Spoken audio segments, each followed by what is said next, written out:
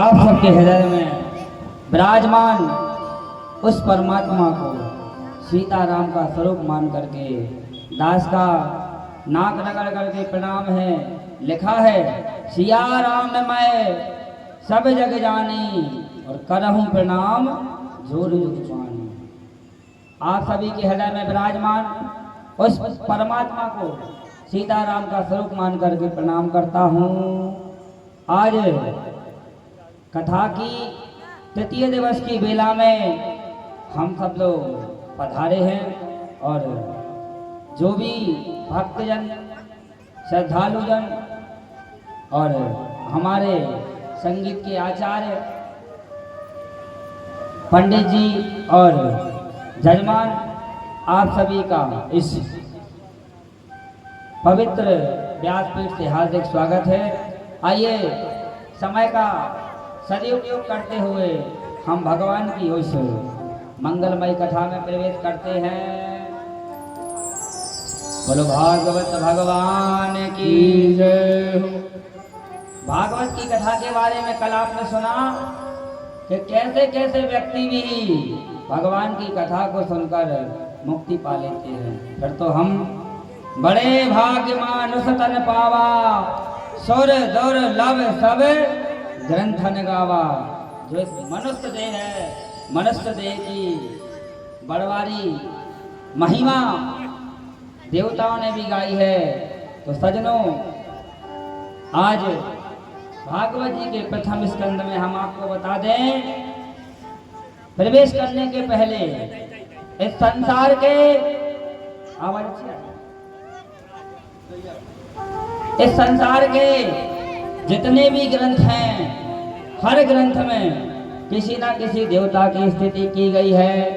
पर भागवत एक ऐसा ग्रंथ है जिसका प्रारंभ करने से पहले, प्रथम स्कंद के में प्रवेश करने से पहले यदि किसी की स्तुति की गई है तो वह स्तुति की गई है सत्य की। जैसे आप दुर्गा चालीसा लोगे तो दुर्गा जी की स्तुति, गरुड़ पुराण लोगे तो गरुड़ जी की स्तुति, और गणेश जी की किताब पढ़ोगे तो गणेश जी की स्तुति, और रामचरितमानस पढ़ोगे तो राम जी की स्तुति। पर भागवत एक ऐसा ग्रंथ है जिसमें किसी की भी स्तुति नहीं की गई। स्तुति की गई तो सत्य की स्तुति की गई। आइए भागवत को प्रारंभ करने से पहले हम भगवान की उस परम मंगलमयी जो चौपाई मानस में गाई गई है, उस चौपाई को हम भी गुनगुना लेते हैं। बोलो भागवत भगवान की मंगल भवान अमंगल हारी, द्रवाहु तो दशरथ अजर बिहारी। मंगल भवन अमंगल हारी, द्रवाहु तो दशरथ अजर बिहारी। मंगल भवन अमंगल हारी, मंगल भवन अमंगल हारी, प्रभु दशरथ अजर बिहारी। मंगल भवन अमंगल हारी, प्रभु दशरथ अजर बिहारी।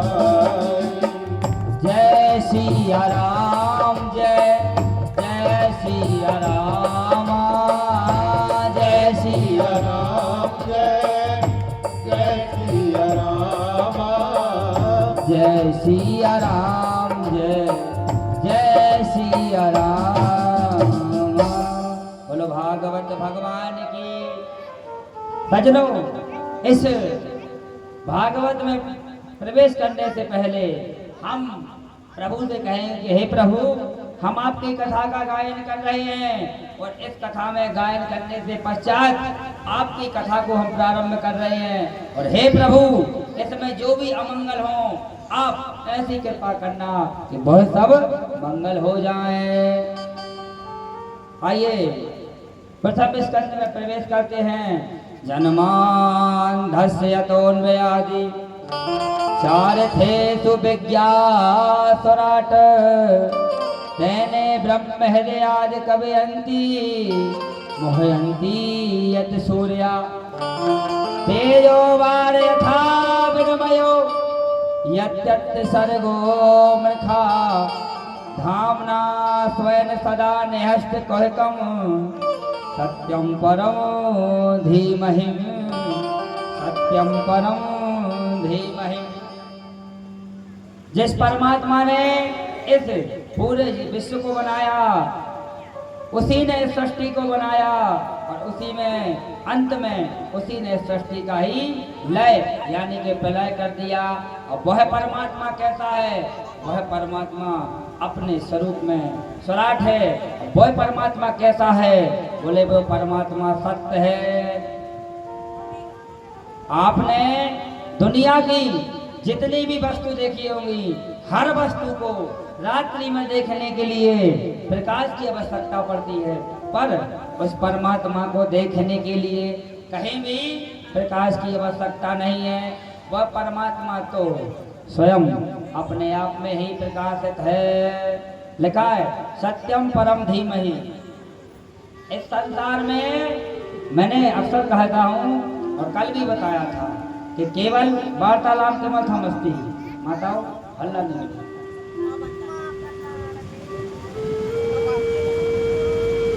इस संसार में दुनिया की जितनी भी चीजें हैं वह चीजें नष्ट हो सकती हैं और केवल जो सत्य है वह सत्य हमेशा के लिए रहता है। और बाबा तुलसीदास जी ने मानस में लिखा है कि धर्म में न दूसर सत्य समाना आगम निगम पुराण बखाना।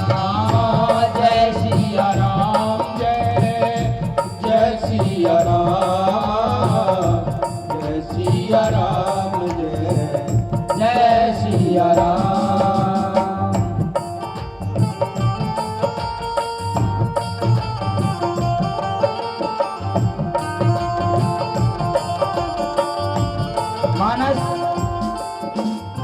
मानस कौन है? रामायण कौन है दादा हमारी? रामायण कौन है हमारी? रामायण हमारी माँ है। रामायण कौन है? रामायण मैया बोलते ना।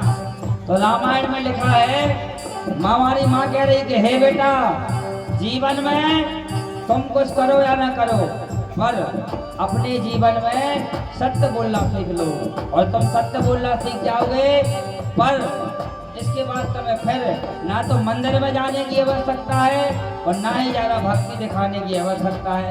लिखा है बाबा ने धर्म में न दूसर सत्य समाना धर्म में राम जय सिया राम जय सिया राम जय सिया राम। पूरी चौपाई सुन लो भैया। धर्म में न दूसर सत्य समाना धर्म में न दूसर सत्य समाना आगम निगम पुराण बखाना आगम निगम पुराण बखाना। जय सिया राम जय सिया राम। बोलो भागवत भगवान की जय हो। मानस कौन है? हमारी माँ। और हमारी माँ हमें समझा रही है कि हे बेटा जीवन में हर कुछ करना पर जीवन में सत्य को अपनाते रहना और जब तुम सत्य को अपनाओगे तो तुम्हारा कल्याण हो जाएगा। और जीवन में जब हम सत्य बोलेंगे तब ही भगवान हमारी पूजा को स्वीकार करेंगे। दूसरे श्लोक में लिखा है धर्म प्रोजुत कैतवोत परमो निर्वासाराम सताम वेद्यम वास्तु शिवदम तापत्रयो निमूलनम। श्रीमद् भागवते महामुनि किं वा परेश्वरा सद्यो हृदय वरुद्धते कृतिभिः सुभिस्तत्क्षणात्। भागवत क्या है? सभी पुंसाम परो धर्मो यतो भक्ति रथोत्सजा। भगवान की यदि हमें भक्ति करनी है तो हमें शुद्ध और परम धर्म का लाभ प्राप्त करना होगा। लेकिन वो भक्ति कैसी हो? अहेतु की अप्यता यात्मा संप्रसिद्धति। बोले जब हम भगवान की भक्ति करें तो भक्ति के साथ में हमारी कोई मांगना होनी चाहिए। आज के लोग भगवान की भक्ति करते हैं तो पता कैसी भक्ति करते हैं? भगवान को जल चढ़ाते हैं और जल चढ़ाते हो कहते हैं कि हे प्रभु आप हमारी ये मनोकामना पूरी कर देना और हम तुम्हारे लिए सोने या चांदी की झूमर या घंटा चढ़वाएंगे। पर इंसान कितना मूर्ख है कि जिनने तुम्हें दिया तुम उनको देने के लिए बात करते हो। पर वह परमात्मा भी इतना निर्मल है, वो कहता ठीक है भैया तेरी इच्छा है तो ले, पर तू मुझे देना चाहता है तो दे और नहीं देना चाहता तो नहीं दे। मतलब ऐसे ऐसे लोग भी होते हैं। और मैं तो कहना चाहता हूँ कि सज्जनों जब भी आप भगवान की भक्ति करो तो निर्मल मन बनाओ। रामायण में लिखा है निर्मल मन जन सो मोहि पावा, मोहे कपट छल क्षेत्र न भावा। भगवान की यदि हमें भक्ति करना है तो निष्कपट भाव से करना है। और भगवान की भक्ति यदि हम करें तो उस भक्ति में मांग नहीं होनी चाहिए। यदि हम भगवान से कुछ मांगेंगे तो भगवान हमें उतना ही देंगे। और जब हम भगवान की भक्ति बिना मांग साकाम भक्ति करेंगे तो जब जिस समय जिस वक्त हमें जो भी चीज की आवश्यकता पड़ेगी भगवान को हमें अपने आप ही दे देंगे। हमारे यहाँ सबसे बड़ा धर्म बताया गया है तो वह है परम धर्म। परम धर्म का मतलब होता है कि हमारा भगवान के चरणों में मन लग जाए। और गीता में भगवान कहते हैं, क्या कहते हैं कि सर्वधर्मान परित्यज्य मामेकं शरणं व्रज अहम त्वाम सर्व पापेभ्यो मोक्षयिष्यामि मा शुचा। भगवान ने कहा कि हे अर्जुन तू सारे धर्मों को छोड़ दे और परम धर्म को अपना ले। जब तू परम धर्म अपना लेगा तो अहम त्वाम सर्व पापेभ्यो मोक्षयिष्यामि मा शुचि। मतलब जब जब तुझे संकट आएगा मैं तुझे अपना लूंगा। तो सज्जनों आपने महाभारत में देखा होगा कि जब जब भगवान ने पांडवों की रक्षा की तो पांडव ने सारे कौरवों को भी हरा दिया और विजय को प्राप्त कर ली। मामेकं शरणं व्रज, मेरी शरण में आ जा तो तेरे संपूर्ण पाप मैं नष्ट कर दूंगा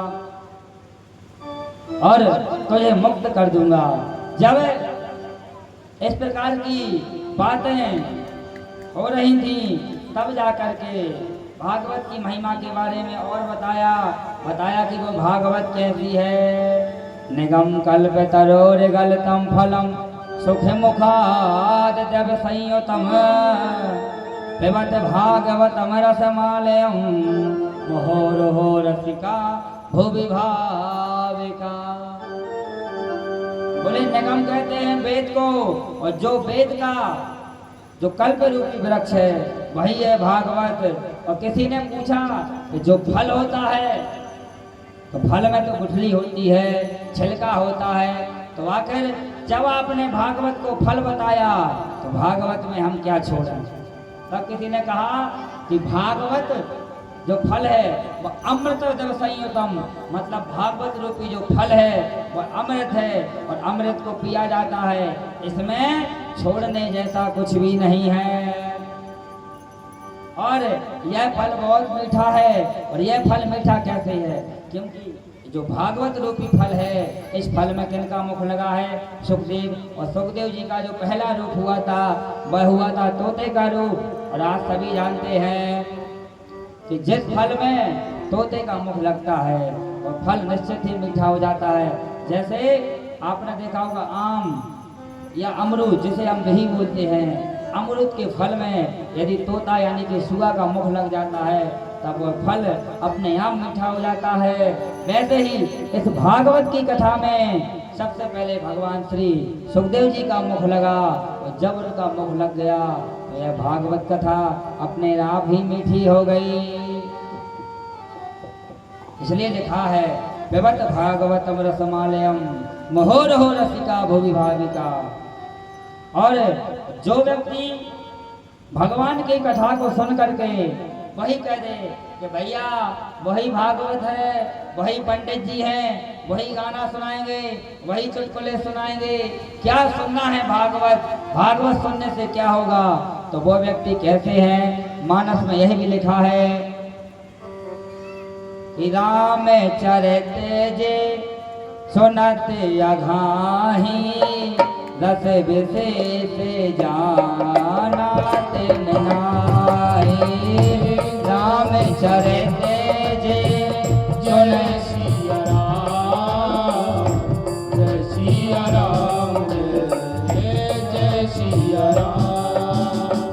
राम चरित जे सुनत अघाही राम चरित जो सुनत अघाही रस विशेष जाना तिन नाहि। जय सिया राम, जय सिया राम, जय सिया राम, जय सिया राम। मतलब भगवान की कथा को सुन करके जो यह कह दे कि वही पंडित जी वही सब कथा, तो यानी कि फिर उसने भगवान की कथा को नहीं जाना, क्योंकि रस विशेष तिन जाना। मतलब जो भगवान की कथा को ऐसा सुन दे तो वो तो ऐसा है वेयर हाउस को ऐसा। जैसे वेयर हाउस होता है, चाहे उसमें आप गेहूं भर लो, चाहे चना भर लो, चाहे मसूर भर लो, कुछ भी भर लो फिर खाली कर दो। ऐसा ही मनुष्य जो वो कहता है कि वही कथा वही सब चीजें, तो उसके लिए कहा गया है श्रवण रंध यही भवन समाना। भवन यानी कि वेयर हाउस। आगे चल करके सौनक जी ने श्री सूत जी महाराज से 6 प्रश्न पूछे और जो वो 6 प्रश्न पूछे यह सारे प्रश्न हमारे आपके लिए पूछे।